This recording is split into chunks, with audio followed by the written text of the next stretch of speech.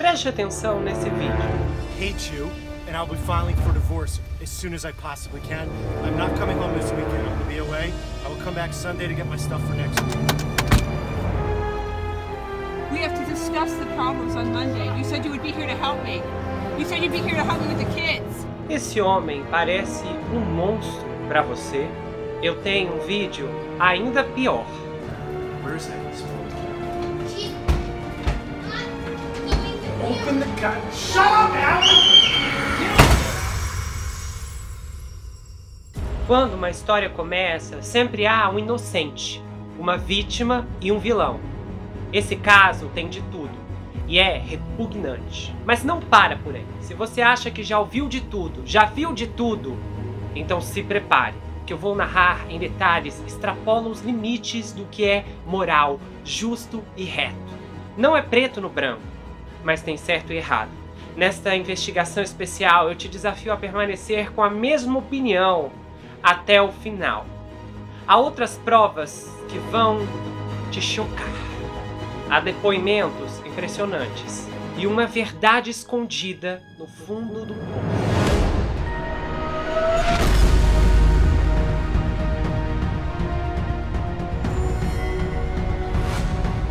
Ei pessoal, bem-vindos a esse canal, eu sou o Gustavo Negreiro, seu psicanalista favorito, e hoje estamos em mais um episódio especial, uma peça investigativa exclusiva. Essa história não tem em nenhum outro lugar, nem outro canal no YouTube, pelo menos até o momento em que eu gravo esse vídeo. E ele é um caso surpreendente que me pegou de um jeito que, olha, vou falar pra vocês, é surpreendente, é uma história assim sem precedentes, porque a gente vai ter uma linha de vertentes aqui, depois tem uma subversão em cima disso que é muito, muito forte. São segundos aqui, assim que eu começar a narrar, que você já vai ficar assim, ó, meu Deus do céu, então se prepara.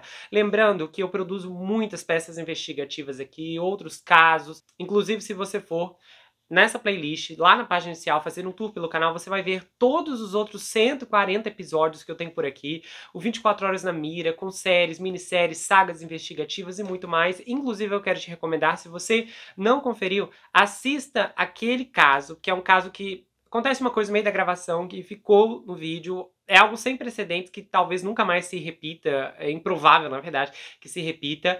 Mas é o caso que você não vai ter dó de ninguém. É assim, é bárbaro essa história. É revoltante. Geral ficou revoltado aqui nos comentários. E assim, eu não vou dar detalhes. Se você ainda não assistiu, vai lá, porque é boa essa história. Quando você não sabe nada, pra você ver aonde isso vai. Toda vez que você fala, não tem como piorar, acredite, fica pior até a última linha narrativa. Eu vou deixar o link fixado aqui no primeiro comentário e eu espero que você goste. E a gente vai começar esse caso agora. Essa é a história que termina com a minha própria morte assistida na Suíça. Foi assim que a nota de despedida começou. Alan Case 9 estava parado na entrada da garagem da sua casa em Westchester, no sábado, 27 de maio de 2023, quando leu.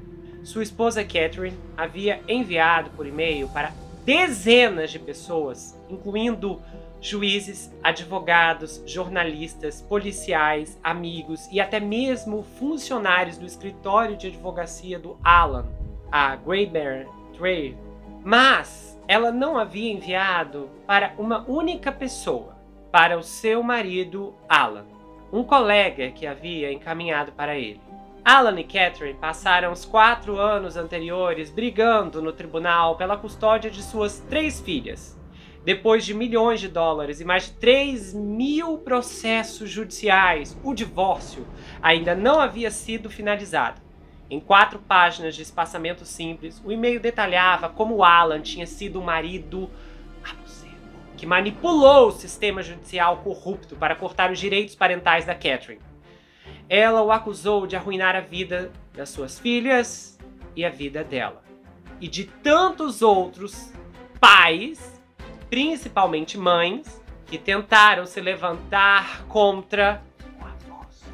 Talvez, se eu não tivesse sido rediagnosticada com câncer, eu poderia ter durado mais tempo nessa luta, ela escreveu, revelando uma recorrência que nem mesmo seus amigos mais próximos sabiam, e que o Alan disse que não acreditava que fosse real. Mas ela disse mesmo assim, eu não tenho forças para seguir em frente. Eu não tenho forças. Então a Catherine também incorporou um link na Dropbox que incluía centenas de documentos judiciais, relatórios policiais, registros de terapia das suas filhas e vídeos do seu marido gritando. Evidências que mostravam, ela escreveu isso nessa parte, exatamente o quão violento o Alan Case-Knopf era. Ao ler a nota de despedida da Catherine, o Alan começou a chorar. Ele se sentiu mal por ela. Mas ele também admitiu naquele momento que se sentiu aliviado. De acordo com ele, sua esposa era abusada e tinha feito da vida dele um inferno por muito tempo. Mas enquanto a história da Catherine havia terminado naquele dia, o tormento do Alan estava apenas começando. Em sua nota de despedida, a Catherine disse aos leitores: "Não deixem que o meu falecimento seja em vão." E quer ela soubesse ou não, havia muitas pessoas dispostas a vingá-la. Então, um litigante de patentes bem-sucedido, representante de grandes empresas como a Pfizer, a Samsung, ganhando quase $1 milhão por ano, o Alan estava trabalhando no seu escritório de advocacia em White Plains na quarta-feira seguinte, 31 de maio, quando seu telefone começou a tocar. Ele não reconheceu o número, mas atendeu. E a pessoa do outro lado da linha começou a xingá-lo. E assim que ele desligou, o telefone começou a tocar novamente. E de novo, e de novo, e de novo. Alan foi bombardeado por vozes de estranhos, chamando-o de idiota ou alegando que ele tirou a vida da esposa ou dizendo que ele deveria perder as filhas. Em poucas horas, todas as suas caixas de entrada de e-mail também começaram a se encher de ameaças de pessoas que ele não conhecia. Queime no inferno, dizia o assunto de um e-mail enviado para o seu endereço de trabalho. Espero que você faleça, escreveu outro estranho. Ele também estava recebendo mensagens no Facebook. Faleça lenta e dolorosamente. Isso que eu estou amenizando os termos por conta da plataforma. Estou indo atrás de você. Uma pessoa rastreou seu endereço residencial e lhe enviou uma garrafa de tinta vermelha, incluindo uma nota.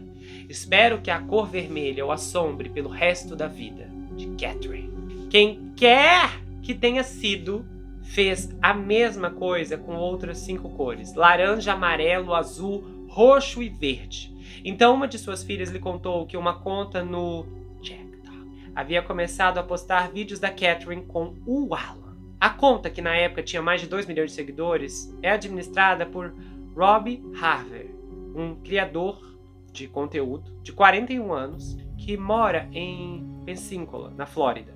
E ele se apresenta em sua biografia do Chick como um jornalista cidadão e um autoproclamado narcisista em recuperação e ex-marido ruim. A página do Harver era dedicada a falar em favor das mulheres. Ele começou a postar sobre a Catherine 4 dias após seu falecimento. Este é possivelmente um dos vídeos mais comoventes que já criei. Não tem um final feliz. O Harver disse isso no primeiro vídeo sobre o caso. Ele está sentado em uma sala suavemente iluminada usando uma camiseta cinza antes de seus lábios se curvarem para dentro, quase tremendo. O Harver, então, reproduz um dos vídeos da Catherine. Um dos vídeos, na verdade, que a Catherine incluiu no link do Dropbox que ela enviou no dia em que faleceu. Não está claro como exatamente o Alan teve acesso, mas esse vídeo mostra o Alan correndo pela casa, gritando com sua esposa e gritando repetidamente: "Cale a boca". Você pode ouvir as meninas gritando ao fundo. Em outro vídeo que o Harver compartilha, o Alan chama a Catherine de perdedora gorda. E ela diz: "Do que você me chamou?" Quando ele repete o insulto, ela o instrui a dizer mais uma vez, e ele o faz. Então, o Harver pega o telefone e lê o bilhete de despedida que a Catherine postou no Facebook, enquanto notas solenes de piano começam a tocar ao fundo. Ao ver a publicação do Harver, o Alan percebeu que estava recebendo as ameaças de pessoas que queriam tirar sua vida por conta desses vídeos. Como acontece com tanta frequência nas redes sociais, o Harver contou uma história convincente do bem e do mal. e então a viu se tornar viral. A publicação original do Harvard foi excluída, mas capturas de tela mostraram que ele recebeu pelo menos 23,1 milhões de visualizações. O Harvard a reenviou em 13 de junho de 2023, e então essa versão já acumulou 11,7 milhões de visualizações, 1,4 milhão de curtidas e mais de 14 mil comentários. Comentários do tipo: Alan K-Snoff deveria ser preso por abuso. Outro: justiça para Catherine. Muitos outros declararam: nós seremos a voz dela. Não vamos deixá-lo escapar impune. Mas o Alan insiste que a realidade do seu casamento era muito mais complicada do que a narrativa que o Harvard faz parecer. Ele disse que se sentiu envergonhado com os vídeos dele gritando e diz: eu lamento minhas reações ao comportamento dela, especialmente quando os menores estavam presentes. Mas a filmagem foi tirada do contexto, segundo o que o Alan contou. Where's that spoiled kid? She's not going with you. Open the god. Shut up, Allie! Get over there, Allie! No. It's not any of your business. Get over there. Allie, let me in. Get out, Charlie. Go, Charlie and JoJo. What is wrong with you? You're not involved in this. I don't care. She's my sister.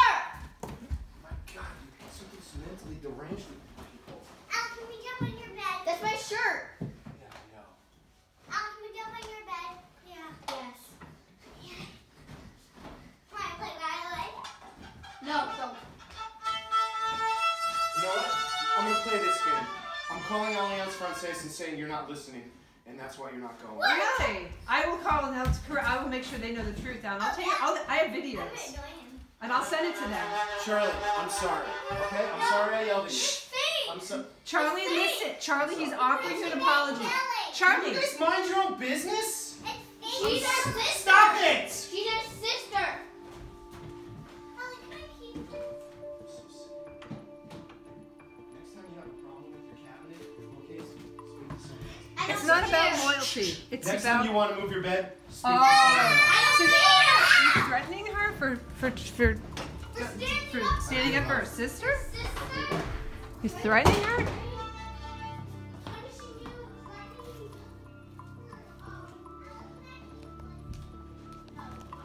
Why don't you call her in here?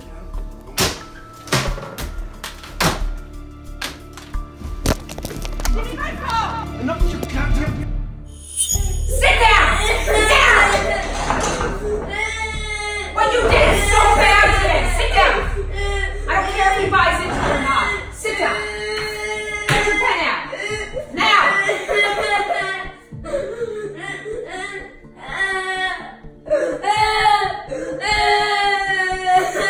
You terrorize her. This is why she behaves this Get your way. pen! You're the least supportive parents. Sit down. I will not be taped like this. I'm You trying taped to- this whole You know what conversation. she did today? Yeah, I know what she did. She put 5 people in jeopardy today because she didn't go where she was supposed to go. She made Be a me come human home from being. work. She made me go places that and look for her. Where did you We go to called look the for her? police. We called the police. You called the police? Orally tried to find her, couldn't find What did her. you do? Miss How did she Anderson put you sat with out? her. I took care of her It children put today. me out. I'm talking about you, and I don't appreciate this. What you're trying to do. It's not fair to me. Look how you treat this kid. I treated her poorly? How did I treat her poorly? Because I want her to accuse her teacher. She says her teacher's lying, Alan. If you didn't live a double life and have so many problems where you try to confuse Allie. people, and instead of living a double life, you lie and you go around.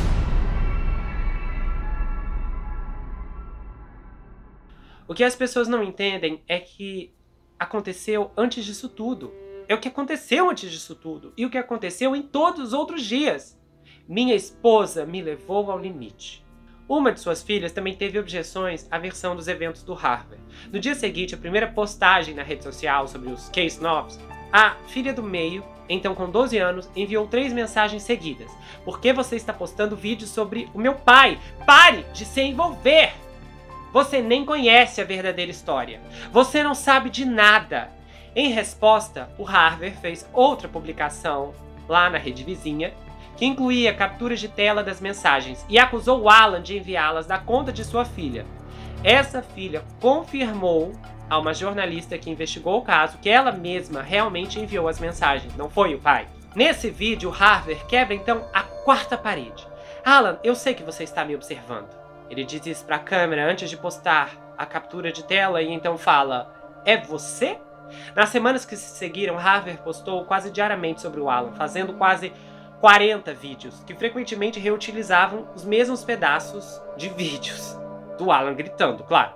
Alguns ganharam mais de 10 milhões de visualizações. E o Harvey então disse: eu sei que há muitos lados em uma história.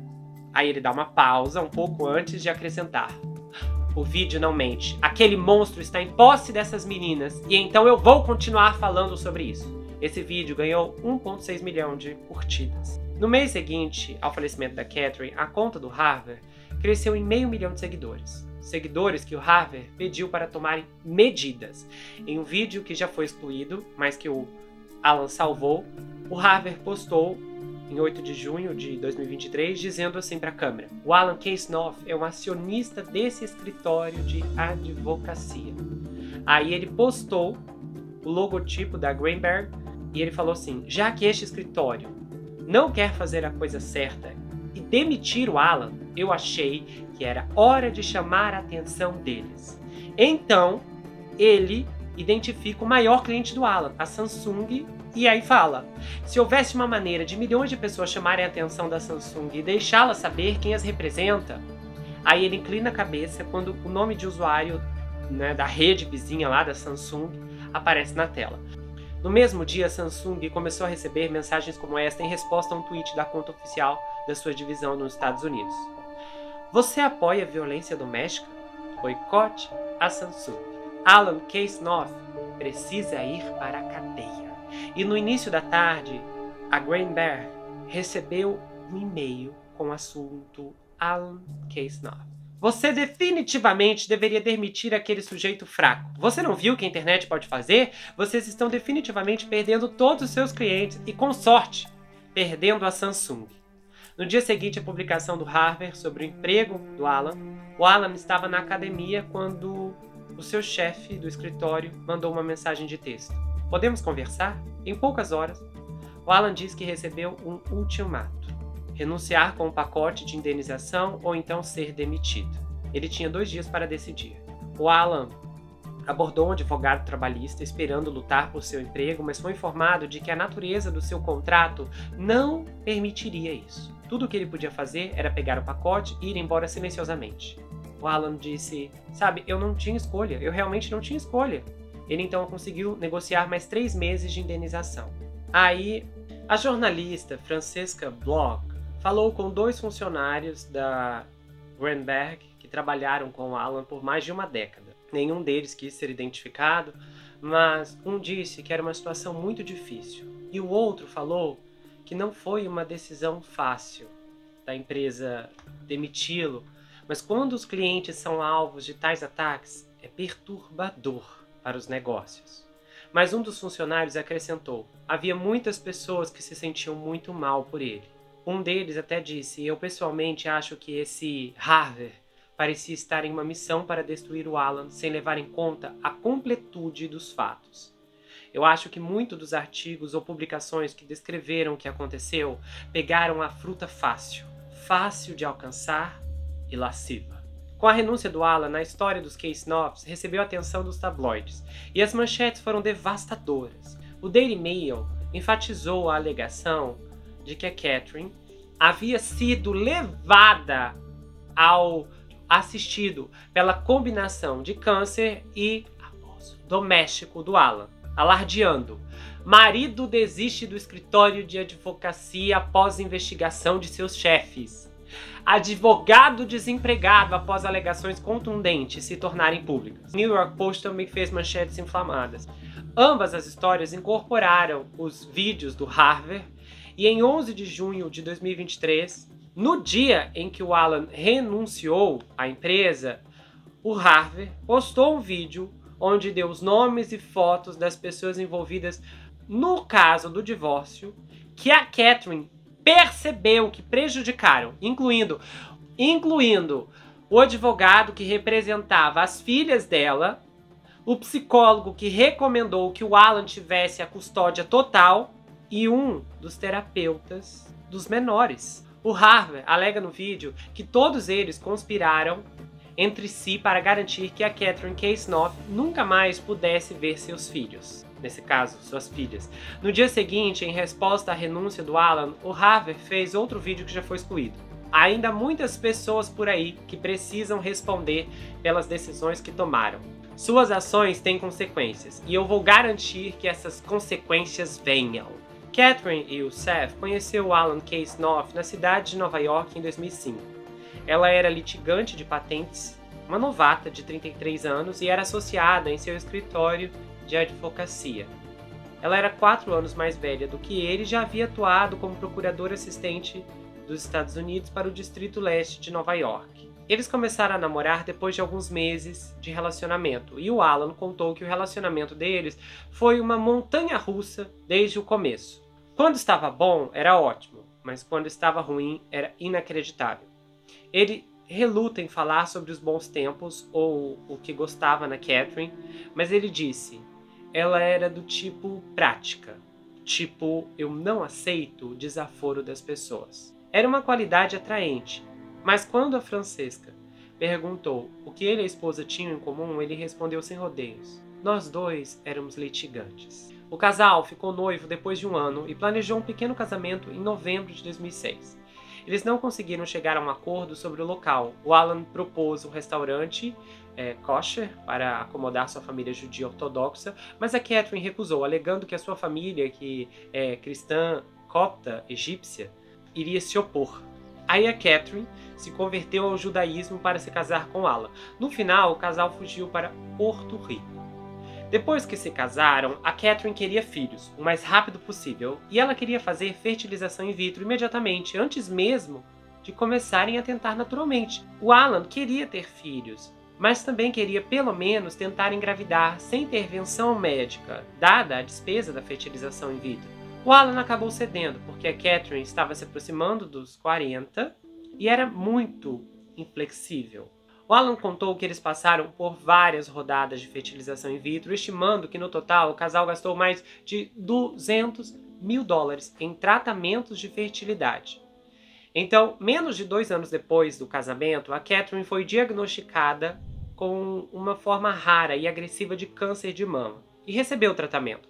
De acordo com seus registros de terapia, que a Catherine compartilhou com a sua carta de despedida, ela contou mais tarde a um terapeuta que o Alan mostrou que não era bom em lidar com estresse durante esse tempo de tratamento do câncer. Então, enquanto ela se recuperava, os Case-Knopf decidiram adotar. Eles contrataram um advogado de adoção que os colocou em contato com uma mulher na Flórida que estava grávida, mas não conseguia cuidar de um bebê. Então, em julho de 2009, os Case-Knopf se tornaram pais de Ali, que foi entregue a eles diretamente do hospital onde nasceu. Logo depois, o Alan contou que a Catherine queria tentar a fertilização in vitro novamente e ameaçou fazê-la com ou sem ele. Ele concordou, mas disse que estava nervoso, porque o relacionamento deles era muito ruim já naquela altura. Ele não achava que trazer outro menor para a família fosse a melhor coisa do mundo. Desta vez, a fertilização in vitro funcionou menos de 1 ano após o casal adotar a Ali. A Catherine engravidou. A segunda filha dos Case-Knopf, Charlie, nasceu em fevereiro de 2011 e foi rapidamente seguida por uma terceira, a Jojo, em agosto de 2013.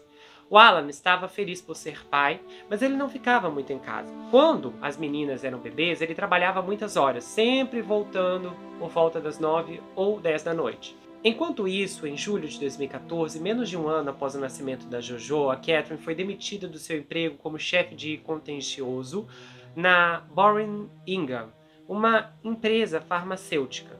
Ela imediatamente foi atrás da empresa, acusando-a por meio de um advogado de discriminá-la por ser uma cuidadora. No curso da disputa, a empresa assumiu a posição de que a Catherine foi demitida porque, entre outras razões, ela tomou decisões ruins e ilógicas. Mais tarde, a Catherine alegou em documentos judiciais que havia deixado esse emprego para servir como cuidadora principal.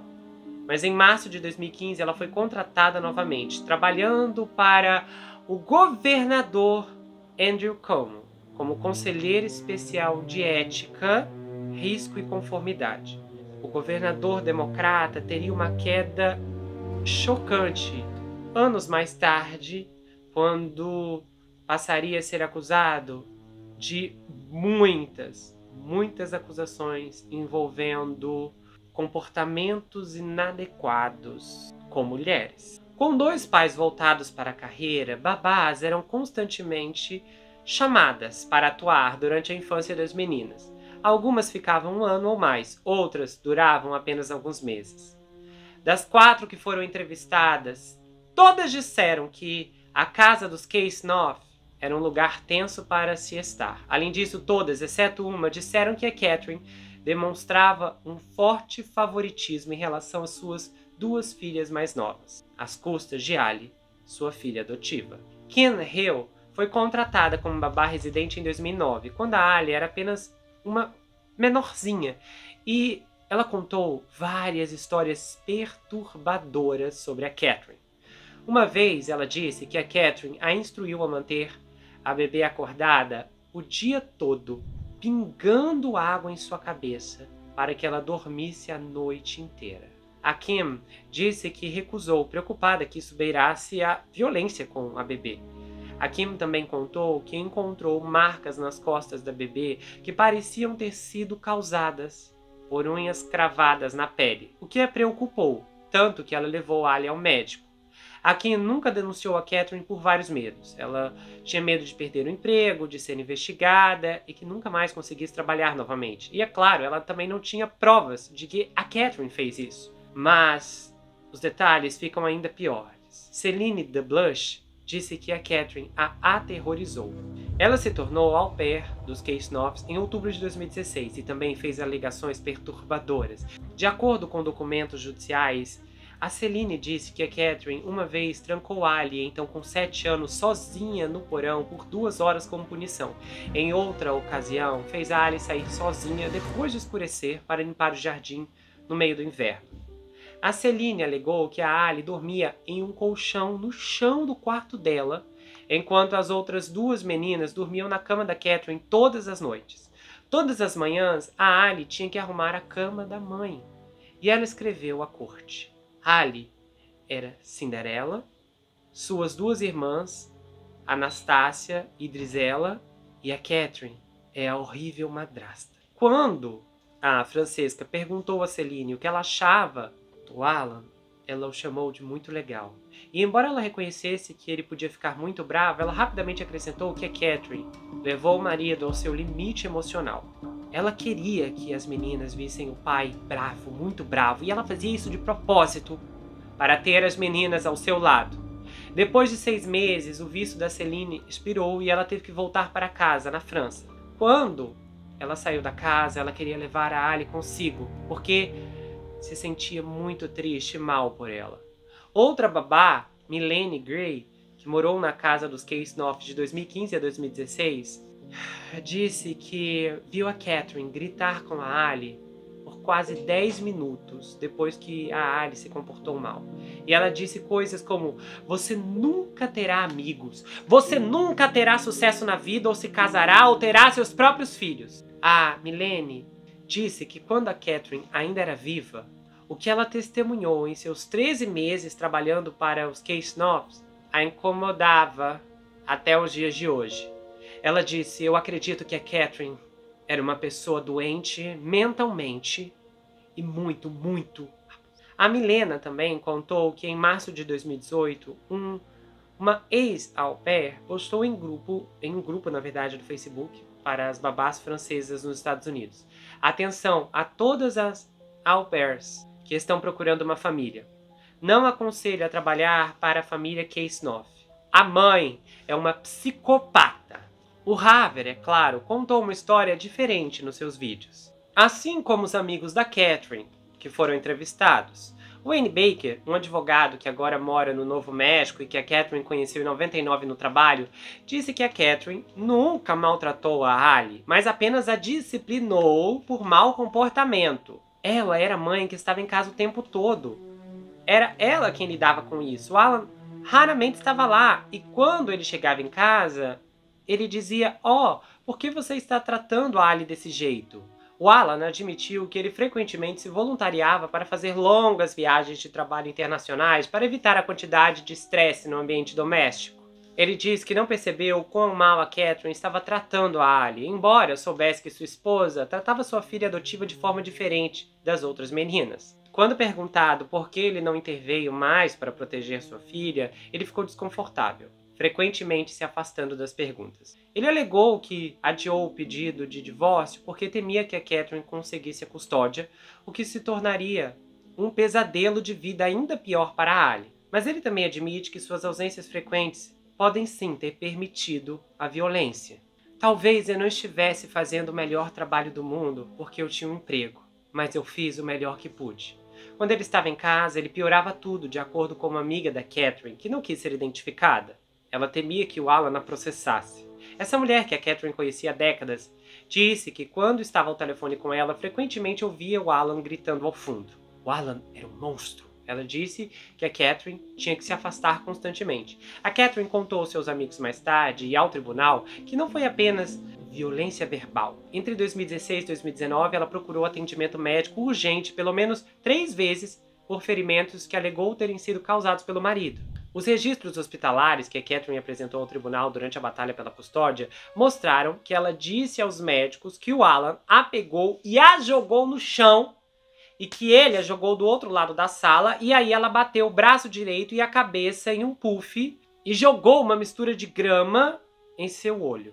Os registros médicos também mostraram que os médicos notaram vermelhidão e, em um caso, algumas escoriações, mas nenhum ferimento significativo.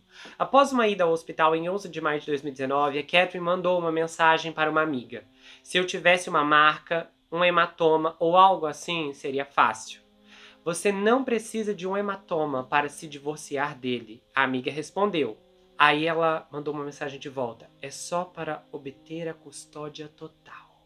O Alan enviou capturas de tela dessas mensagens ao tribunal. Segundo ele, a Catherine estava criando uma narrativa na qual ela era uma vítima inocente e ele era um marido maligno, semelhante à narrativa que acabou se tornando viral na rede vizinha. O Alan nega todas as alegações de violência e ele costumava ligar para a polícia semanalmente, mas eles nunca apresentaram queixa. Cada vez era mais absurdo do que na vez anterior. Mas ela estava tentando construir um caso. E aí o Alan até falou: você entende o que eu quero dizer? Ela é advogada, é muito convincente e intrigante. Em 15 de maio de 2019, poucos dias depois da Catherine enviar a mensagem que começava com "se eu tivesse uma marca ou um hematoma", o Alan contou que a sua filha mais velha foi à escola e contou aos professores que seu pai havia chutado ela alguns dias antes. A escola imediatamente iniciou uma investigação com o Serviço de Proteção a Menores. Aí o Alan, que já tinha saído para uma viagem de trabalho noturna para Long Island, só chegou em casa às 22 horas do dia seguinte, depois que todos na casa já tinham ido dormir. Aí de manhã ele queria perguntar a Ali por que ela tinha feito a acusação, que ele insistiu que era completamente falsa. Mas a Catherine o impediu de falar com ela. E aí ele foi para o escritório de advocacia na cidade de Nova York e quando voltou, depois de escurecer, a casa estava vazia. Ele pensou imediatamente que a Catherine podia ter sequestrado as meninas. A essa altura, ele estava em contato com um advogado de divórcio, Gus Jamaipolis, que o aconselhou a ficar em casa e esperar. Na manhã seguinte, de sábado, 18 de maio, o Alan acordou com um e-mail do amigo da Catherine, Wayne Baker, informando de que ela havia obtido uma ordem de proteção impedindo o Alan de contatá-la ou de contatar as meninas. O Alan então percebeu que toda essa história sobre o chute na Ali foi inventada pela Catherine e que a Catherine disse exatamente aos funcionários da escola o que a Catherine queria que ela dissesse. Tudo para que ela pudesse obter a custódia das meninas. Quando a Francesca perguntou a Ali, agora com quase 15 anos, sobre isso, ela apoiou a versão do pai sobre os eventos, dizendo que o pai não a havia chutado e o que ela havia dito à escola não era verdade. A minha mãe havia dito para mim: fale coisas ruins do seu pai. Alegando que a esposa era muito violenta, o Alan foi quem oficialmente pediu divórcio em 24 de maio de 2019. Algumas semanas depois, ele enviou ao tribunal gravações da Catherine repreendendo Ali, chamando-a de idiota e completa idiota, gritando com ela por roubar uma barra de chocolate do quarto da Catherine e dizendo: "Você vai pra cadeia se continuar assim." Ela disse isso pra Ali. É o tipo de filmagem que poderia se tornar viral na rede vizinha. O Alan também escreveu um depoimento no qual ele contou que a sua esposa havia inventado a história do chute. E ele disse: "Eu vim saber nas últimas 2 semanas que a Catherine planejou o divórcio." Aí ele acrescentou que o casamento deles estava destinado ao fracasso desde o início. E ele também falou que estava envergonhado e constrangido por ter esperado tanto tempo para fazer isso. Mas a sua inação foi motivada apenas pelo que ele pensava ser a melhor maneira de proteger suas filhas. Ou seja, isto é, permanecer miseravelmente casado, em um estado constante de mentiras, enganos, falsas acusações e violência conjugal, para que ele pudesse fazer o seu melhor para proteger suas filhas de sua mãe. O divórcio dos Case 9 foi infame nos tribunais de Nova York. Um advogado que estava envolvido no caso, que trabalhou em mais de 100 divórcios durante uma carreira de 45 anos, disse que provavelmente esse caso estava entre os 2 ou 3 casos mais contenciosos que ele já teve. Tudo girava em torno de uma batalha brutal pela custódia. Depois que o Alan apresentou o depoimento alegando que a mãe era violenta, um juiz decidiu que o pai das meninas deveria ter a custódia total temporariamente. Poucos dias depois, o Alan e a Catherine concordaram em compartilhar a custódia enquanto preparavam seus casos um contra o outro, mas o juiz decidiu que ela não poderia ficar sozinha em casa com as meninas. Um amigo ou membro da família aprovado sempre tinha que estar presente. O juiz também nomeou o psicólogo Mark Ambrose, que também trabalhou no sistema de tribunais do condado de Westchester por mais de 2 décadas. Isso para oferecer uma avaliação neutra dos pais e recomendar um acordo de custódia. Embora o relatório seja confidencial, Mark revelou durante um julgamento de custódia temporária em julho de 2020 que ele recomendou que o Alan tivesse a custódia exclusiva das meninas e que ele acreditava que a Catherine tinha um transtorno de personalidade não especificado. A Catherine refutou essa alegação e durante o mesmo julgamento, um psiquiatra que ela estava consultando intermitentemente por um ano, a doutora Anna Filova, afirmou que a Catherine não apresentava nenhuma característica ou problema relacionado a questões de saúde mental e que ela estava em terapia e provavelmente relacionada por conta dos danos do casamento, a violência física, conjugal, emocional, o divórcio e a separação das filhas. A Catherine também enviou uma carta de Catherine Klein, que trabalhou para a família como babá de março a julho de 2018, e que escreveu que o Alan era manipulador e não conseguia controlar seu temperamento e que as meninas deveriam ficar com a mãe o máximo possível, mesmo que exclusivamente. Quando contatada em maio, a Catherine Klein disse que o Alan usou violência verbal e chantagem emocional contra a Catherine e contra as meninas. Uma vez, ela disse, quando a Jojo, a filha mais nova, foi borrifada por um gambá, ela disse que viu o Alan gritando e berrando tanto que sua filha ficou fisicamente assustada e tremendo. O Alan negou essa história. O Mark Abrams, o psicólogo neutro, apoiou algumas alegações sobre o mau humor do Alan. Em seu depoimento, ele criticou os gritos precipitados e inapropriados do marido e também disse o seguinte: olha, ambos os pais demonstram um julgamento incrivelmente ruim ao criar esse tipo de atmosfera nociva para as meninas. Mas ele não achava que nenhum deles deveria estar necessariamente se aplaudindo como sendo mais santo que o outro. Ambos desempenharam um papel na violência que ocorreu. Embora o Harvard e muitas manchetes retrataram a Catherine como uma mártir, o que os tribunais revelaram foi que ela não era nenhuma santa. No final das contas, o Mark Abrams disse no tribunal que a Catherine era claramente a parceira mais poderosa e demonstrava um estilo muito mais agressivo e confrontacional do que o Alan. 3 ex-babás testemunharam a favor do Alan. O resultado do julgamento de julho de 2020 foi que o juiz reafirmou a custódia temporária total das meninas por parte do Alan e que a Catherine só poderia vê-las sob supervisão. A Catherine continuou a protestar contra esse arranjo até o fim de sua vida. Em sua nota, inclusive, de despedida, ela escreveu que os tribunais do estado de Nova York estão empenhados em minimizar, suprimir e punir alegações válidas de violência. E que eles impuseram supervisão a ela por dizer que as meninas estavam dizendo a verdade sobre a violência de seu pai. A Catherine usou as mídias sociais para revidar. Muitas de suas postagens no Facebook foram deletadas, mas as dezenas de capturas de tela sugerem que ela documentou cada reviravolta da batalha pela custódia e foi atrás de qualquer um que discordasse dela. E agora a coisa começa a ficar muito feia. Uma postagem que a Catherine fez em 14 de maio de 2020 mostra que ela criticou a advogada das meninas, a advogada neutra que foi contratada pelo tribunal para cuidar dos interesses das 3 menores. Ela postou o seguinte sobre a advogada Carol Most no Facebook. Carol tem suprimido ativamente qualquer evidência que seja prejudicial ao Alan. Ela está completamente alinhada com os interesses dele. A Carol Most negou essas alegações e disse, olha, a mãe está tentando criar uma história para si mesma, mas isso simplesmente não é verdade. Mas a Catherine finalmente conseguiu que a Carol Most fosse removida do caso em outubro de 2022 por ordem do tribunal, depois que o juiz concluiu que a Carol havia feito declarações ao tribunal sem nenhuma razão aparente além de denegrir a mãe. Como resultado, a Carol teve seus honorários negados por trabalhar no caso, que totalizavam mais de $100 mil. A Carol disse o seguinte depois, era exatamente isso que a Catherine Case-Nov representava. Se você não concorda com ela ou não faz o que ela quer, você tem que ser punido. Esse é o legado dela. Ela foi atrás de todo mundo. E isso é muito verdade. Porque não foi só a Carol Most que ela decidiu destruir. Catherine, junto com outras 2 mulheres, apresentou queixas contra o psicólogo Mark Abrams, o psicólogo que recomendou que o Alan tivesse a custódia, alegando má conduta profissional e comportamento inapropriado em relação às mulheres. O Mark negou essas alegações, chamando-as de difamatórias, e após uma investigação, o painel de profissionais de saúde mental aprovados pelo tribunal removeu, o que significa que ele não poderia mais fornecer avaliações judiciais, o que é um trabalho lucrativo, com cada caso pagando cerca de $50 mil. Ele disse, olha, eu ainda tenho a minha licença, eu ainda sou psicólogo, mas eu estou no ramo suficiente, sabe, para ter uma boa prática. Mas os danos à minha reputação causaram uma quantidade tremenda de estresse.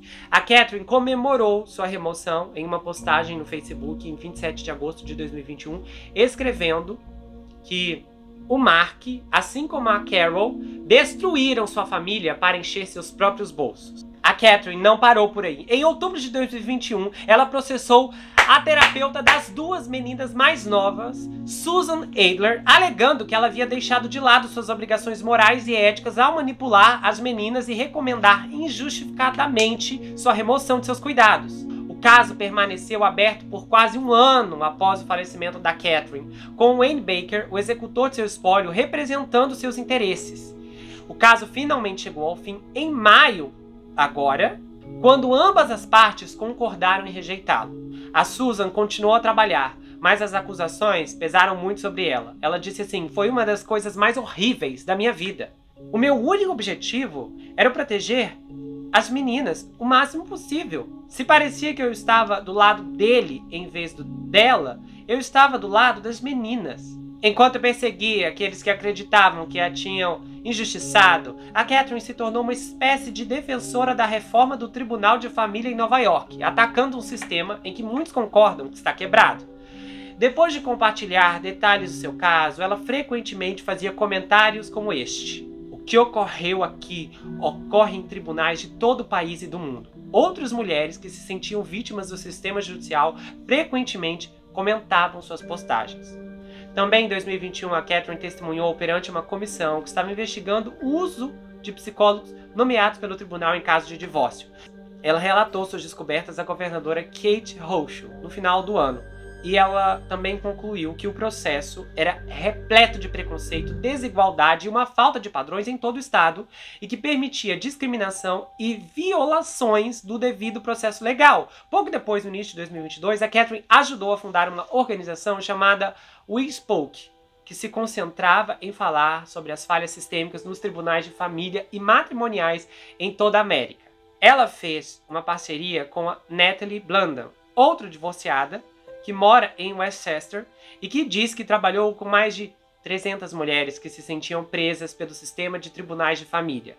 A Natalie, que disse acreditar que ela era inerentemente tendenciosa contra as mães, pintando-as como desequilibradas ou instáveis. Ela também ressaltou que em lugares como Westchester, os homens tendiam a ter mais dinheiro para gastar e então eles conseguiam controlar a narrativa de um divórcio. Essa não era só a história da Catherine. Isso estava acontecendo com muitas mulheres no estado de Nova York, segundo essa mulher. Ela diz também que conhecia a Catherine e conhecia também muitos outros casos como o dela e disse: eu acredito que nunca haverá justiça. A Catherine foi a extremos na busca pelo que ela via como justiça. Quando perguntado a Natalie sobre a nota de despedida da Catherine, ela disse: eu acho que todo mundo vai interpretar o e-mail dela e o anúncio dela de forma diferente. Mas eu não acredito que a Catherine tenha feito isso por rancor, ou para realmente causar dano às meninas ou até o Alan. Eu acho que ela queria que a verdade fosse exposta, sabe? A verdade do que está acontecendo nos tribunais. A verdade de que os homens sempre ficam com a guarda dos filhos e as mulheres não. No decorrer da reportagem dessa história, não encontrei quase nenhum fato com o qual todos concordassem, exceto que a batalha prolongada pela custódia teve um preço terrível para as 3 meninas dos Case Novos. A pasta da Dropbox que a Catherine enviou por e-mail para dezenas de pessoas no dia de seu falecimento incluía os registros de terapia de suas filhas, que mostram quanto as meninas sofreram, emocionalmente e às vezes fisicamente, enquanto seus pais brigavam por elas. Em 2022, as meninas estavam se encontrando com a mãe uma vez por semana, supervisionadas por um conselheiro em Carmel, Nova York, cerca de 1 hora de casa. Antes e depois de ver a Catherine, as meninas frequentemente esperavam no The Carmel Dinner, do outro lado da rua, onde se tornaram amigas de uma garçonete chamada Jennifer Volts, que disse o seguinte: olha, eu amava muito as meninas. A Jennifer ainda conseguia recitar os pedidos regulares das meninas quando foi entrevistada. A Jojo e a Ali sempre pediam tiras de frango, enquanto a Charlie pegava queijo grelhado e leite com chocolate. A Jennifer teve um lugar na primeira fila para ver como as visitas das meninas à mãe as afetavam. Ela disse o seguinte: não houve um dia em que uma delas não ficasse furiosa ou quase chorando. Elas simplesmente não queriam ficar perto dela. Foi honestamente devastador ver aquilo como mãe. Sabe, eu percebia que as meninas só queriam que aquilo acabasse logo. Entende? O Alan estava determinado que as meninas nunca viveriam com a mãe. Em 19 de março de 2023, ele enviou um e-mail para sua esposa dizendo: mesmo que este tribunal lhe conceda meu último dólar, eu nunca vou parar de protegê-las, até o dia em que eu partir. Se eu perder minha casa, que assim seja. Se eu for à falência, que assim seja. Eu farei de tudo e qualquer coisa para cuidar das meninas e protegê-las. Tudo que você conhece é ódio e vingança. O Daily Mail noticiou esse e-mail sob o título de marido violento enviou um e-mail assustador para a mãe de 3 filhas alegando que nunca vai parar. Um mês depois, a Catherine comprou uma casa de 3 quartos em Westchester por quase $900 mil. Apesar de ter acabado de enviar uma declaração juramentada ao tribunal alegando que ela estava em extrema pobreza, em extrema necessidade financeira, em extrema necessidade de assistência financeira. No ano anterior, que a Catherine havia recebido quase $300 mil do Fundo de Compensação às Vítimas do 11 de setembro de 2001, depois que ela alegou ter sofrido ferimentos relacionados ao câncer por conta do ataque, ela escreveu na declaração juramentada que teve que usar esse dinheiro para comprar a casa. Quando Wayne Becker, o executor do espólio dela, foi perguntado sobre a compra da casa, ele disse que era um sinal de que ela esperava até o fim se reunir com as filhas. Ela pensou que ia dormir na casa com as meninas. Ela comprou camas para elas, comprou mochilas e todas essas coisinhas. Você podia ver que ela estava tão animada com a perspectiva. Mas em 2 de maio do ano passado, um novo psicólogo nomeado pelo tribunal emitiu um relatório incrivelmente completo, de mais de 100 páginas, que foi tão condenatório para Catherine que um juiz suspendeu todo o acesso às suas filhas até um novo aviso. Um amigo da Catherine disse: aquele foi o toque de finados. Basicamente, o tribunal disse que você não pode viver com elas. E ela disse: bem, e eu não posso viver sem elas. Os planos da Catherine de se tirar a própria vida foram uma surpresa para quase todos que ela conhecia. Vários de seus amigos mais próximos disseram que descobriram por e-mail ou Facebook no dia do seu falecimento. Carrie Christ, uma amiga que ela conheceu em 2021 por meio da We Spoke, que é a administradora do espólio da Catherine, disse o seguinte: olha, fiquei completamente chocada. Ela estava entre as dezenas de destinatários do e-mail que a Catherine enviou em 27 de maio de 2023 e falou o seguinte: eu li a primeira frase e imediatamente tentei ligar para ela, mas ela não estava atendendo o telefone. A sua psiquiatra, a doutora Stephanie Brandt, disse o seguinte: eu obviamente não sabia, teria sido minha obrigação ética pará-la. Mas na verdade, os planos da Catherine estavam em andamento silenciosamente há muito tempo. Um dos documentos que ela incluiu na Dropbox, junto com a sua nota de despedida, era um relatório médico datado em 9 de abril de 2023 e assinado por Colin Brewer, um ex-psiquiatra do Reino Unido na casa dos 80 anos. O Colin é o autor de um livro de 2015 chamado Vou Sair, Obrigado, que argumenta que pessoas com condições terminais ou baixa qualidade de vida devido à doença ou tratamento deveriam ter permissão para serem ajudadas a tirar a própria vida. No relatório médico, Colin informou que a Catherine estava sã o suficiente para tirar a própria vida, escrevendo que ela não sofria de uma doença psiquiátrica ou continua a entender a natureza e o propósito do que ela fez, ou seja, tirar a própria vida medicamente assistida. Aí o Colin também comentou que o que houve com a Catherine estava originalmente marcado para outubro de 2022, mas foi adiada 2 vezes por razões administrativas. Em outras palavras, ela estava planejando tirar a própria vida muito antes dos tribunais suspenderem seu acesso às meninas. O Colin também revelou que a Catherine o procurou pela primeira vez em algum momento em meados de 2022 e já estava em contato com a renomada clínica em Basel, na Suíça, chamada Pegasus. Ela permite que qualquer pessoa, independentemente de onde seja e se tem uma doença terminal, tire a própria vida, desde que esteja em sã consciência. O Colin acredita que a Catherine obteve seus detalhes de contato na clínica e ele também diz que acabou escrevendo 4 relatórios médicos toda vez que no caso que a Catherine ia fazer, né, aquela tragédia assistida, era remarcado, ele tinha que avaliá-la novamente e emitir um novo. E ele também falou com ela alguns dias antes dela falecer. O Colin, portanto, falou com a Catherine várias vezes ao longo de vários meses. Segundo ele, ela nunca pareceu nada além de competente. Ela sempre foi muito calma, então, sabe, ela ficava naturalmente um pouco exasperada quando falava sobre o marido. Ela era muito clara sobre o que queria fazer e por que queria fazer isso. A nota de tirar a própria vida da Catherine afirmava que ela poderia ter durado mais se não tivesse sido diagnosticada com câncer. A Catherine lhe contou que tinha câncer, mas quando ele foi perguntado se o câncer era a razão pelo qual ela havia decidido acabar com a própria vida, ele disse o seguinte: absolutamente não. Não era algo que a incomodasse, porque ela não estava planejando ficar por perto por tempo suficiente para causar problemas. Aí ele acrescentou que ela não estava buscando tratamento por causa dos seus planos de falecer. Ela estava apenas preocupada por ter sido tratada de forma abominável pelo marido.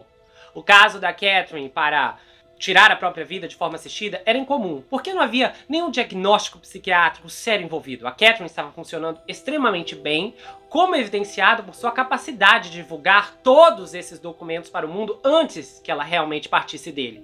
Ele também acrescentou que a nota de despedida dela, basicamente, né, que ele falou assim, porque a nota de despedida dela foi uma despedida assistida existencial, que é quando as pessoas sentem que não conseguiram alcançar algo muito importante ou que algo muito importante está sendo destruído. E aí ele não fez nenhum diagnóstico médico real. E aí ele esclareceu também que o caso da Catherine era de miséria compreensível. O Colin foi riscado do registro médico em 2006 depois que o corpo médico do Reino Unido o considerou culpado de práticas irresponsáveis de prescrição no tratamento de pessoas que lutavam contra o vício em substâncias ilícitas. Uma investigação do The Telegraph sobre o caso dele sugeriu que ele foi pego no meio de um confronto entre 2 escolas de opinião opostas sobre como os viciados em heroína deveriam ser tratados. Quando foi perguntado sobre isso, ele declarou que a disputa dele com a autoridade médica surgiu no contexto de uma grande briga com o establishment, ou seja, a corporação do vício. Eles estavam determinados a se vingar de mim por fazê-los parecer muito idiotas. A Pegasus não exige que alguém seja um médico registrado para autorizar tirar a própria vida de forma assistida, desde que você tenha a experiência e as qualificações necessárias. O Colin falou com a Catherine novamente alguns dias antes do seu falecimento, emitindo um relatório final em 20 5 de maio. Nele, ele confirma que a Catherine não demonstrou nenhuma das características clássicas de doença depressiva grave e escreveu que ela estava ansiosa para não ter mais que viver com uma situação doméstica se tornando cada vez mais intolerável.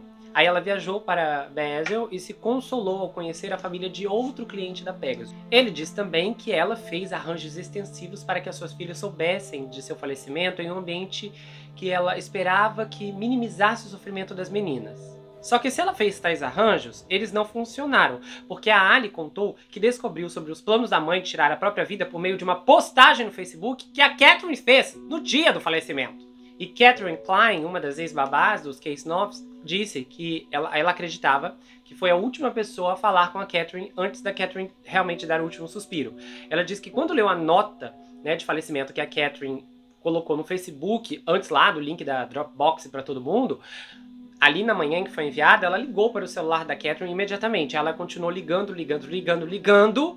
e conseguiu falar com ela, 12:08. E ela implorou a Catherine para não fazer aquilo.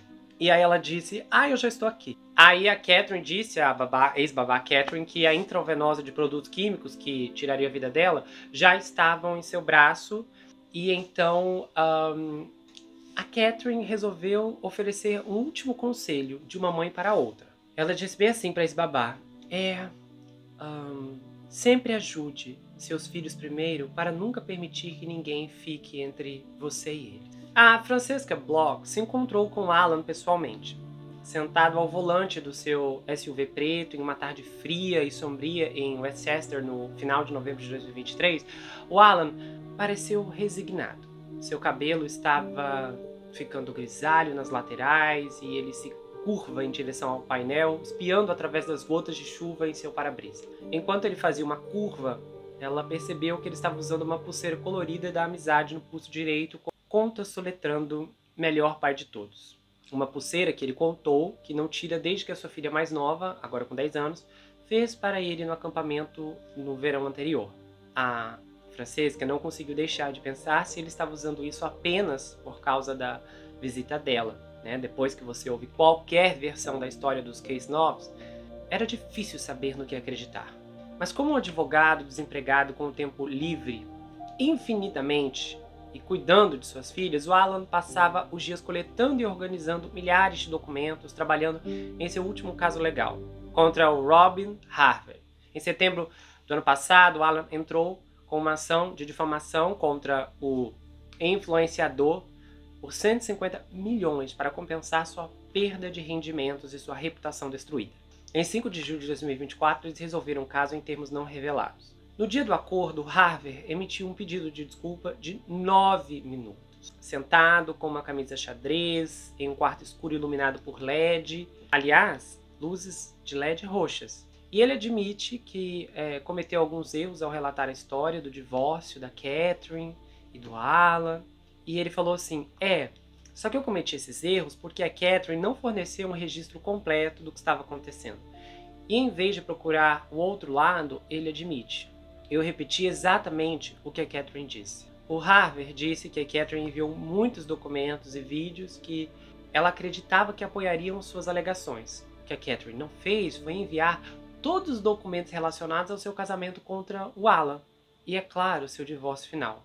Eu gostaria de saber de toda a história na época em que estava relatando o caso Case 9, mas eu não sabia. Agora que mais fatos me foram apresentados, vejo onde eu estava errado. Enquanto Alan diz que estava satisfeito que o Harvey tenha se declarado culpado, ele disse que o dano já estava feito. Quando os vídeos saíram pela primeira vez, ele falou assim, você sabe, né? Você já está sendo martelado para a esquerda e para a direita, e eu nem quero dizer as ameaças de falecimento. Quero dizer apenas vídeo após vídeo sobre você, não apenas de um influenciador, mas artigos que não fizeram nenhuma pesquisa. A narrativa já estava definida. O Alan entrou na entrada da sua casa em Westchester, uma estrutura grande e arborizada, sustentada por colunas de pedra, que as suas meninas brincam que parece uma casa mal assombrada.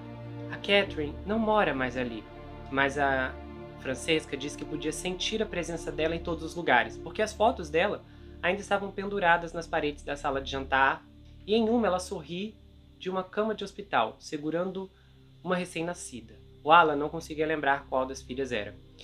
Na lareira do quarto do Alan, também há um retrato de família em uma moldura dourada. As 3 meninas, que são meninas pequenas, vestidas com vestidos de tule branco, estavam sentadas no colo do Alan. A Catherine, escultural, em um vestido branco sem alça, se inclina sobre sua família séria, mas serena. Quando foi perguntado por que ele não tirou as fotos, ele apenas deu de ombros e disse: ela ainda é mãe das meninas. Então eles sentaram na cozinha enquanto o Alan tomava um gole de uma xícara de café preto e ele estava girando nervosamente na mesa e as meninas estavam conversando na sala ao lado. O Alan não tinha voz baixa enquanto falava sobre os vídeos do Harvey e das suas consequências. E ele contou como no ano passado ele se dedicou à vida de pai e dono de casa, e em um dia de aula ele normalmente acorda suas 3 filhas às 6h45, mas sempre tem que voltar para ver como a Jojo está, a quem ele brinca chamando de Bela Adormecida. Depois o Alan leva as meninas para a escola e para suas várias atividades: futebol, basquete, patinação no gelo, treino de líderes de torcida. Todos parecem uma família feliz, mas o humor às vezes era sombrio. Em um momento, a Francesca ouviu as meninas brincando sobre quem tem o melhor quarto. A Ali, todas concordaram. Quando a Jojo reclamou que o dela é muito quente, a Ali brincou dizendo o seguinte: pelo menos você não teve que dormir no chão por anos. Em outro momento, a Jojo pega uma garrafa e bate na cabeça da irmã, Charlie. E aí a Charlie gritou e a Ali disse: pelo menos agora você sabe como é ser eu. Então ela se virou para Francesca e perguntou se ela tinha ouvido a história de quando a mãe dela jogou um copo nela. O Alan não pareceu se importar que a Francesca fizesse perguntas às meninas. Ele alegou que elas não tinham mais privacidade graças ao Harvey e a Catherine, mas todas as 3 estavam relutantes em falar sobre a mãe, mudando frequentemente de assunto quando a Catherine era mencionada. Mas quando as meninas mencionavam a Catherine, elas se referiam a ela como Catherine. Quando a Francesca perguntou às meninas se elas sentiam falta dela, todas as 3 meninas responderam com um sonoro não.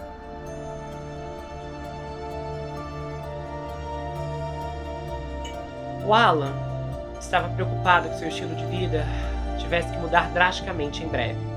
Desde que foi forçado a pedir demissão há mais de um ano, ele se candidatou a cerca de 70 empregos e não recebeu uma única oferta. Seu pacote de indenização havia acabado e ele teria que vender a casa se algo não aparecer. Ele se inscreveu para receber benefícios de desemprego, mas quando solicitado a explicar por que deixou seu último emprego, ele não sabia como responder. Ele disse: sabe, não havia uma opção para um tique que destruiu minha vida e minha carreira. Ele disse que não culpa os empregadores por não quererem contratá-lo. Esse cara espalhou a mensagem de que eu sou o diabo. Em seu processo contra o Harvey, o Alan alegou que o influenciador orientou seus seguidores a assediá-lo e intencionalmente tentou fazer com que o Alan fosse demitido do seu emprego. Ele também alegou que a motivação do Harvey era apenas uma coisa e apenas uma coisa: dinheiro. Ele apontou para uma postagem do Facebook, que agora foi excluída, no qual Harvey disse que construiu uma sala de cinema com som surround, acho que é assim a pronúncia, como evidência de que o Harvey estava aparentemente orgulhoso do dinheiro que ganhou com o sofrimento e o trauma das meninas. E é difícil negar que, desde o surgimento das mídias sociais, sofrimento e trauma se tornaram um recurso valioso. A melhor maneira de chamar a atenção, que é o que dá dinheiro na internet. Mas o Alan contou que os poucos segundos em que disse a Catherine que a odeio não foram o que arruinou sua vida. Ele se arrepende de seu comportamento, mas disse: me diga quem não ficaria mal se seus piores momentos no tempo fossem registrados. Acho que a questão é a história do Harvey. Você sabe, a versão dele da realidade. Nessa versão, o Alan é um monstro e ele não é o único. No papel do vingador de Catherine, o Harvey convocou seus seguidores da plataforma para irem atrás das outras pessoas que supostamente traíram a Catherine. A Carol, a Susan, o Mark Abrams, o psicólogo, todos receberam ameaças falecimento como resultado. A Carol tocou um áudio para Francesca, no qual uma mulher dizia assim para ela: sua garota de programa, você tem sorte de eu não morar no mesmo estado que você, senão eu encontraria onde você mora e cortaria sua garganta. Susan Adler, a terapeuta infantil, mostrou vários e-mails violentíssimos, incluindo um que dizia: estamos indo atrás de você, covarde, prepare-se para falecer. Outro dizia assim: faleça, aí um termo horroroso, faleça dolorosamente, outro termo horroroso. Foi horrível para ela. Enquanto isso, o psicólogo Mark recebeu milhares de mensagens desagradáveis, mensagens de texto desagradáveis, e-mails desagradáveis e ameaças de falecimento desde o falecimento da Catherine. Ele disse, sabe, realmente não importa qual é a verdade. As pessoas lá nessa plataforma não querem explorar o que pode ser de fato em oposição à ficção. Eles simplesmente consideram você culpado. As primeiras postagens do Harvey, que datam de 2021, são voltadas principalmente para homens, que ele orienta a escolher se sentir atraídos por suas esposas e fazer tarefas simples para suas esposas, como tirar o lixo e, por exemplo, parar de assistir conteúdo íntimo adulto. Mas ele também comenta sobre os casos em que homens supostamente atacaram ou agiram de forma inadequada mulheres e às vezes chamando esses maridos pelo nome. Às vezes ele faz alusão à ideia de que estava processando, em vez de documentar um caso. Em junho de 2023, quando um usuário lá da plataforma perguntou sobre todas as pessoas que supostamente falharam com a Catherine, ele disse assim, a pessoa colocou, né? Como derrubamos todos eles? Aí o Harvey respondeu, estou trabalhando nos bastidores. Muitos de vocês perguntaram, se obtivermos justiça pelo que houve com a Catherine Case 9, o que acontecerá com as meninas? Muitos de vocês perguntaram, estou aumentando o trauma delas? Aí, em vez de responder, ele critica os tribunais de família que venderam as meninas ao maior lance, assim como o Alan Case 9. A Jennifer Voltz, a garçonete do restaurante onde as meninas costumavam esperar para ver a mãe, conta que, como a história do divórcio dos pais ganhou vida própria, as menores, agora com 10, 13 e 14 anos, não conseguiam escapar. Elas estão apenas tentando descobrir quem são, mas estão sofrendo bullying na escola. Em parte porque o homem que busca as meninas depois da aula foi demonizado online. A Jennifer disse que acredita que o Alan não fez nada de errado, mas ela também acredita que a história real é provavelmente muito mais complicada do que qualquer um sabe. Você tem 3 lados para cada história, o dele, o dela e a verdade. Mas agora vem uma possível reviravolta inesperada. Já faz mais de um ano que a Catherine enviou seus bilhetes de despedida por e-mail, mas o Alan ainda não está convencido de que ela realmente faleceu. Embora ele tenha recebido sua certidão de óbito das autoridades suíças e do Departamento de Estado dos Estados Unidos, ambas datadas do mesmo dia em que o e-mail dela foi enviado, ele ainda não consegue falar sobre o falecimento dela sem prefaciar com a palavra alegada. De acordo com a sua certidão de óbito nos Estados Unidos, o corpo da Catherine foi cremado e as suas cinzas estão sob custódia do Wayne Becker, que parou de retornar às ligações da jornalista. A última vez que ela viu Alan foi na Starbucks, em uma estação de trem lá da cidade, em meados de março, e ele tinha sua pasta marrom sanfonada. E enquanto eles falavam sobre a Catherine, a voz dele ficou mais alta, quase entusiasmada. Ele se inclinou sobre a mesa entre eles e começou a tirar os extratos bancários de sua esposa.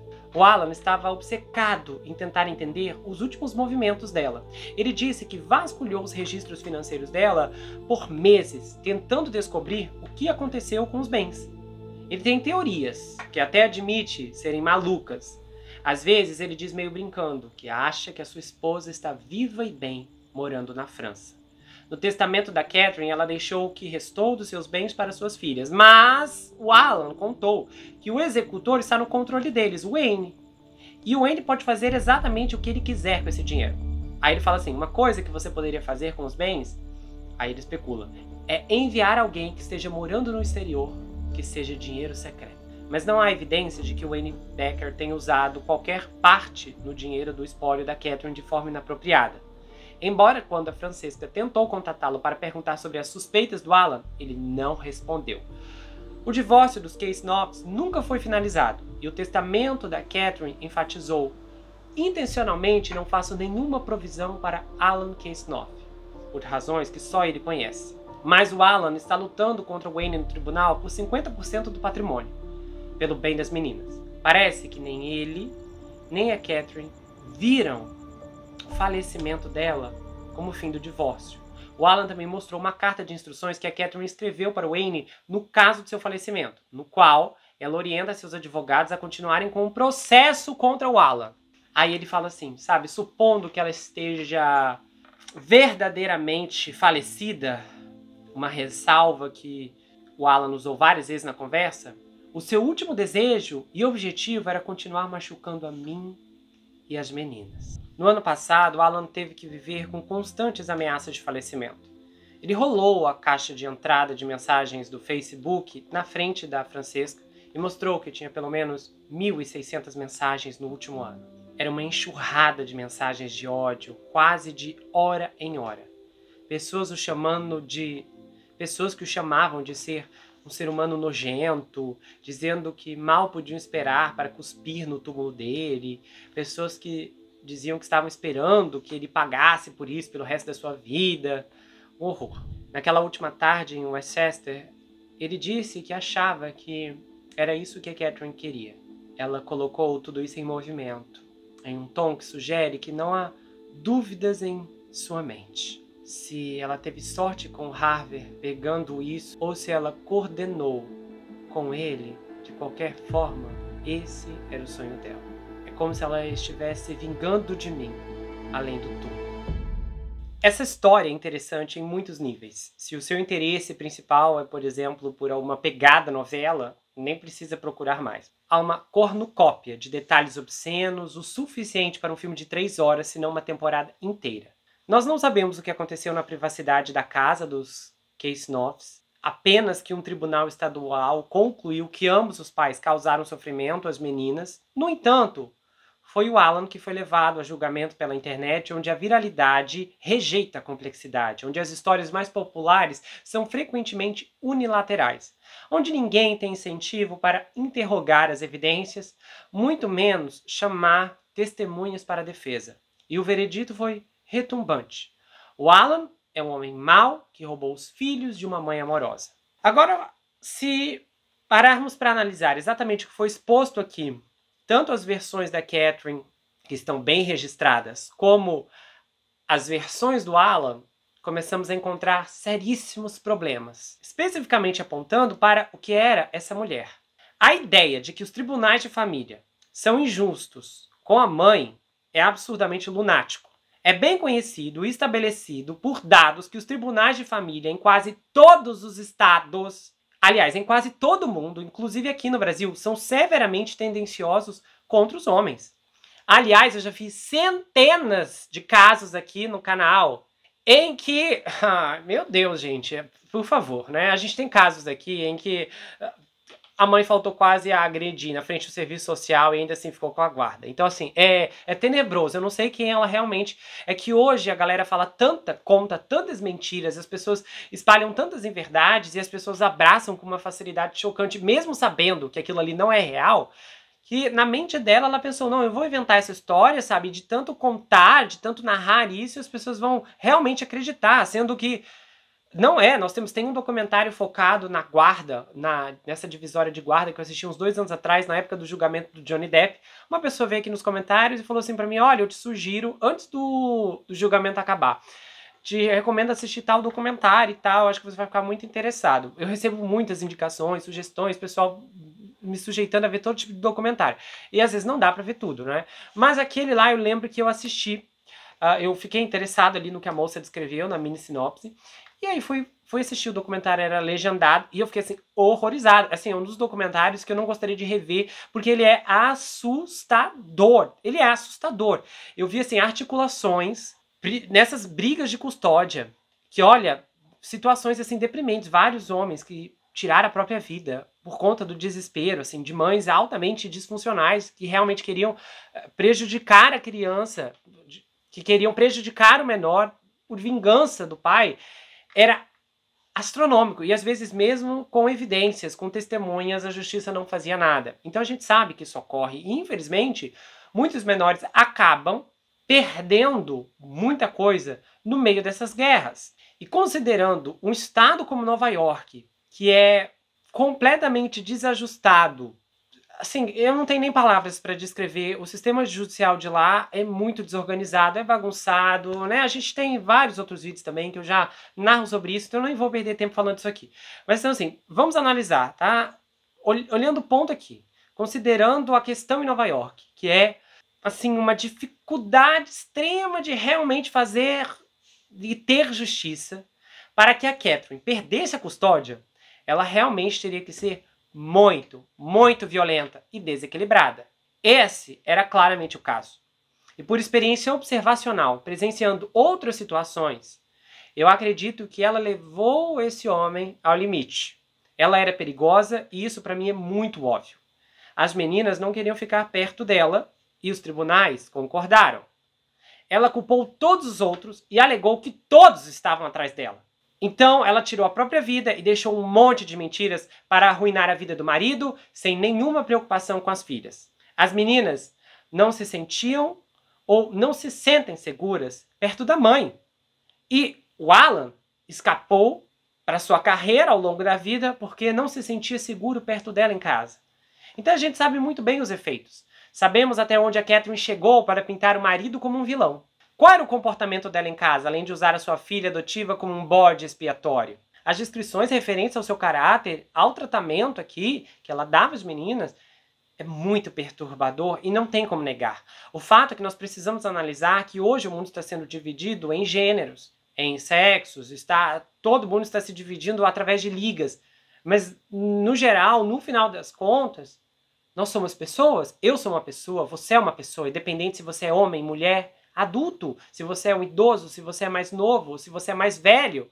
E quando não conseguimos compreender a finalidade disso, de que somos seres humanos, acabamos nos perdendo nos times. Porque essa divisão faz com que as pessoas não consigam identificar, de fato, quem é o problema e de onde ele está vindo. A divisão promove falta de entendimento, falta de compreensão e falta de observação plena de tudo que está acontecendo em volta. É como se a visão das pessoas fosse sequestrada pelas narrativas. Então as pessoas seguem a narrativa, as pessoas não seguem os fatos. Essa mulher era tão perigosa e tão maligna que ela conseguiu atingir pessoas que estavam protegendo as suas filhas. A advogada, a terapeuta, o psicólogo. E o comportamento da Catherine aqui é um ótimo exemplo de quão difícil pode ser diagnosticar transtornos de personalidade, mas quão prejudiciais eles podem ser quando não controlados. Muito do proceder dela, incluindo, tirar a própria vida no final, se encaixa muito classicamente no transtorno de personalidade borderline associado ao narcisismo, que aí é que é a grande questão. Porque se não for isso, é um diagnóstico ainda pior. Era um tipo de pessoa que não queria consertar sua situação. São pessoas que precisam da dor e do sofrimento. Isso também não pode ser consertado. Que tipo de mãe coloca os registros médicos e psicológicos privados das suas filhas em e-mails na internet? Só isso aqui já era suficiente para ser uma bandeira enorme vermelha. Opa, essa mulher nunca que uma mãe faria... Gente, olha, eu só consigo imaginar, tá? Uma situação em que você coloca um registro no qual, especificamente, tá? Esse registro pode salvar a vida do menor. Aí é uma medida desesperada que talvez seria indicado. Agora, a questão é que esses registros especificamente não apontavam Alan como vilão, como ela queria. Só especificamente contavam como as meninas estavam sofrendo, com tudo estava acontecendo, com a perseguição, com as coisas, sabe? Com a disfuncionalidade de todo o momento. Ela criou, basicamente, um maquinário com uma série de...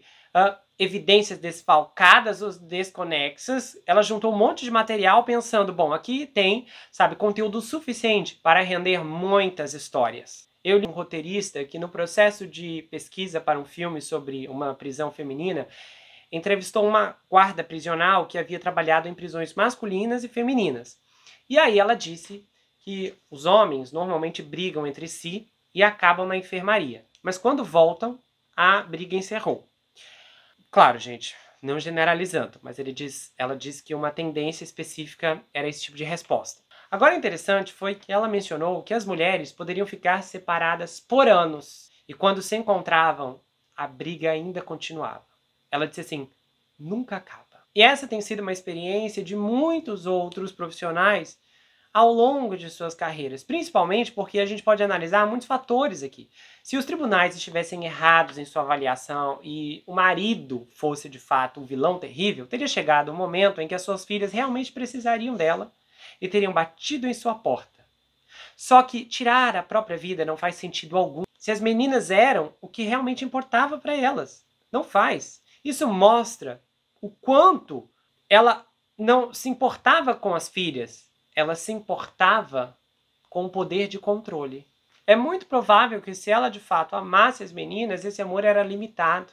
E percebemos aqui, por todos os maus tratos, pelo testemunho das garotas e por um ponto muito específico e chamativo também. O planejamento, a manipulação, o gerenciamento de tudo que ela orquestrou de forma destrutiva e extremamente marcante. Agora, se a gente olhar, por exemplo, para o Harvey, a página dele é dedicada a falar em nome das mulheres. Só que isso é um completo engano. Não, a página dele é dedicada a lavar a sua raiva e crueldade através das mulheres. Esse homem é um narcisista mentiroso, ele é um impostor, ele é um enganador. É impressionante como a gente vê pessoas ganhando dinheiro facilmente, tão facilmente, contando tantas mentiras. A gente sabe que, infelizmente, tem pessoas que fazem isso a torto e a direito, não apenas na internet, como muitos se supõem, mas em vários lugares. Nós temos emissoras que fazem isso, nós temos revistas que fazem isso, nós temos trabalhos tenebrosos de pessoas que simplesmente não se importam com a verdade.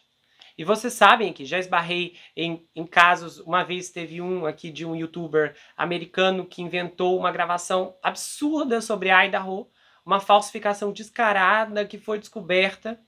Né? O que mais chocou foi que ele conseguiu continuar com o trabalho dele sem sofrer nenhum tipo de represália, porque ele foi descoberto muito rapidamente, então ele deletou muito rapidamente também, então não deu tempo para repercutir fora do meio Idaho. A grande questão é que muitas vezes as pessoas, a gente olha, tá, pelo público dele.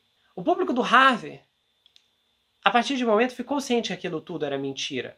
Ou quis ignorar o que batia de frente, o que confrontava as estruturas dessas histórias tão mal elaboradas, mais quentes, mais picantes, que simplesmente fez com que as pessoas se sentissem tão certas a ponto de enviar tantas mensagens diferentes para tantas pessoas, proclamando ódio e destruição. Aí muitas vezes o que percebemos é que temos um público que se identifica com o agressor, porque na verdade são pessoas que podem não estar muito diferente do que está sendo reproduzido. E no final, isso tudo é triste, é lamentável, é perceptível que as perdas são incontáveis. Chega num ponto em que você não consegue medi-las e nem de fato saber se podem ser ressarcidas. O que me lembrou muito o ponto sobre o triângulo dramático, que é um modelo composto por 3 papéis principais que as pessoas podem assumir em uma interação: perseguidor, agressor, vítima e salvador. A vítima nesse modelo não pretende representar uma vítima real, mas sim alguém que se sente ou age como uma. Então a vítima busca convencer a si mesma e aos outros de que não pode fazer nada, que nada pode ser feito. Todas as tentativas são inúteis, apesar de se esforçar. A vítima se sente perseguida, oprimida, desamparada, sem esperança, impotente, envergonhada e parece incapaz de tomar decisões, de resolver problemas, de ter prazer na vida ou obter insights. Aí a vítima permanece com o perseguidor. Ou, se não for perseguida, ela colocará outra pessoa nesse papel. É aí que entra a rotação de papéis. As pessoas podem alternar entre esses papéis durante uma interação. Então, a pessoa pode começar como vítima, depois se tornar perseguidor ao acusar outro de não ajudar. E então, finalmente, pode assumir o papel de salvador, tentando resolver o problema de outra pessoa. O que descreve muito o papel da Catherine, já que ela, a real perseguidora, elegeu o marido como tal, enquanto tentava assumir o papel de salvadora na frente das pessoas, é claro. Mas nos bastidores, vimos aqui que ela perseguiu, não apenas o Alan, mas ela perseguiu várias outras pessoas no caminho também, simplesmente porque ela percebeu que essas pessoas eram oponentes aos seus planos. E é nos detalhes que nós rastreamos muito de quem ela era e o que ela pensava. Ela deixou a herança para as meninas, mas administradas por outra pessoa que não atende às ligações do pai. Parece um método incrível para prolongar o sofrimento. Pior do que você, de repente, saber que você perdeu um dinheiro, que você não vai ter um dinheiro, é você saber que você tecnicamente tem, mas você não pode alcançá-lo. Ou seja, o sofrimento continua sempre martelando, presente, ele é algo constante. Porque é uma possibilidade, e um e se, que pode nunca chegar. Isso é um sadismo. É metódico e chega a ser assustador o nível de planejamento aqui. Claramente, apenas uma pessoa muito doente faria isso consigo mesma e com a família, independentemente do atrito que existisse na vida. E o pior é que não é uma história de 1 em 1 milhão.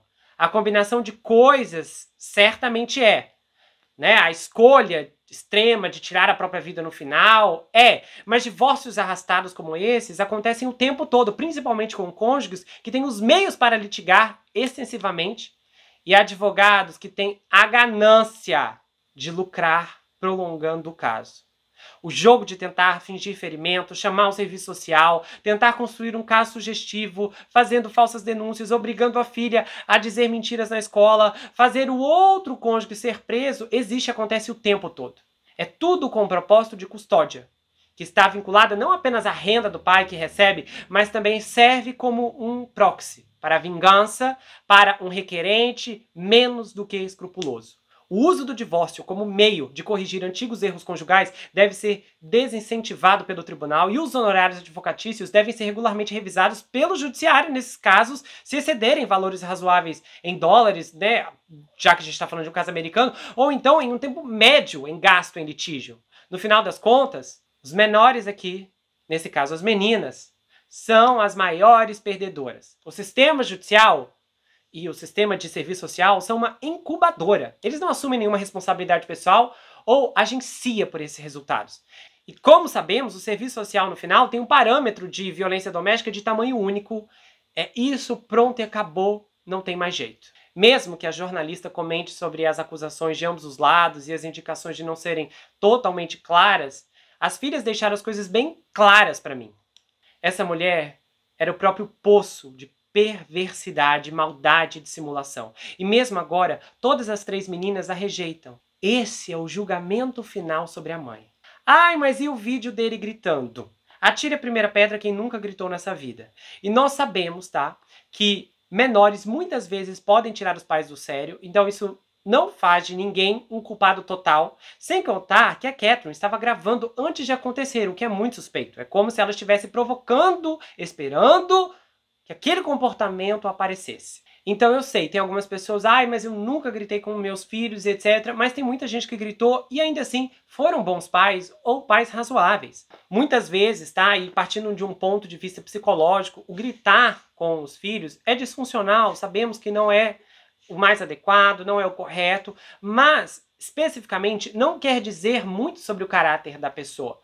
Normalmente a gritaria, vozes altas, tons elevados, partem do ponto de uma aprendizagem, ou seja, o indivíduo que está repetindo, está executando aquele comportamento, aprendeu dessa forma enquanto crescia. Então, muitas vezes, as pessoas ficam presas nesses padrões por anos. Pessoas que não sabem conversar, que não sabem como lidar, que não sabem simplesmente falar de um jeito mais pacífico.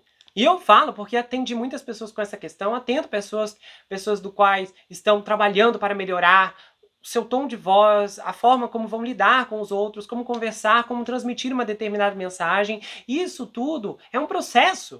E principalmente quando você cresce em um lar onde gritam com você o tempo todo, você acaba vendo isso como normal e tende, muitas vezes, a refazer esse mesmo cenário quando você está nessa posição de poder.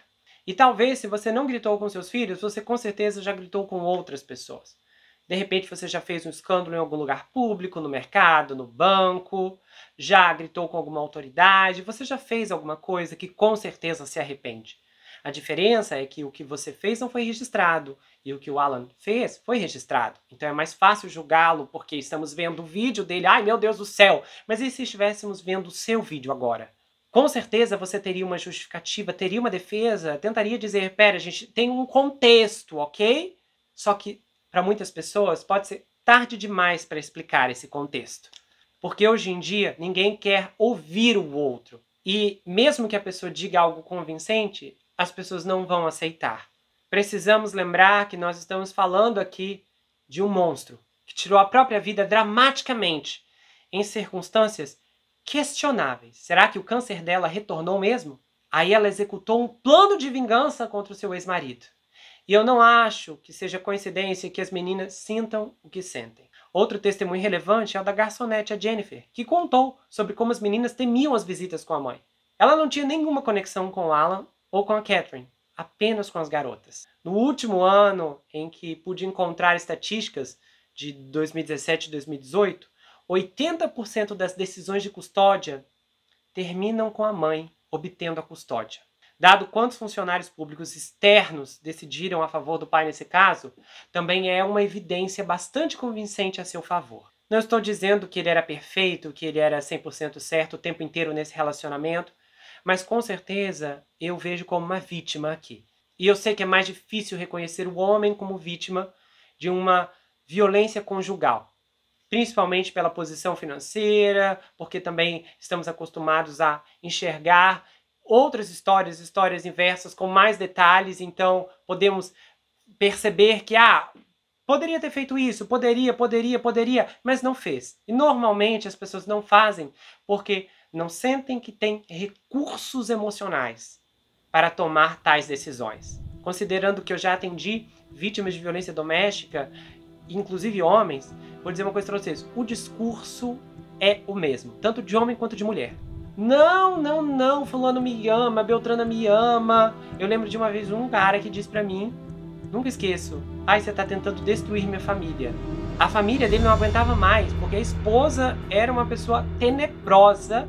Quando ele não deixava mais ela estourar os cartões, ela sumia na vida e abandonava as filhas com ele. Aí depois ela só voltava quando ele cedia. Isso se arrastando por anos, uma violência gravíssima que acontecia dentro de casa. E ele com as mesmas dificuldades em reconhecer o que estava acontecendo. Porque as pessoas estão apegadas ao relacionamento. Algumas estão apegadas por paixão, outras estão apegadas por conta da situação. Eu tenho menores, filhos, como é que vai ficar? Sempre tem essas pendências que realmente dificultam a visão e a capacidade do indivíduo de ver uma oportunidade de recomeçar. Porque tudo vai ser mais difícil. A Catherine se foi sem demonstrar empatia e remorso. E eu duvido que ela esteja num lugar bom. Pelo contrário. Mas o que é pior nessa história é que quando uma das duas pessoas envolvidas em um casamento é um grande narcisista, não é mais um casamento. É um pesadelo para todos os envolvidos.